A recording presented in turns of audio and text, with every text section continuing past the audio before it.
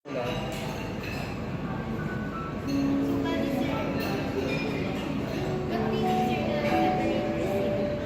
mamaya iwalay ko yung sa senior. Sa... Okay, iwalay mo na lang yung order para ibang resibo. Ibig sabihin, order niya, order ko. Ang ibig sabihin doon. Okay? Yung isa, discount senior. Yung isa, company. Naiintindihan mo na ako?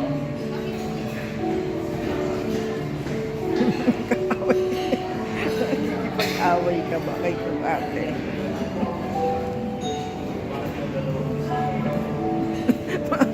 Di ba pwedeng ganun? Ate,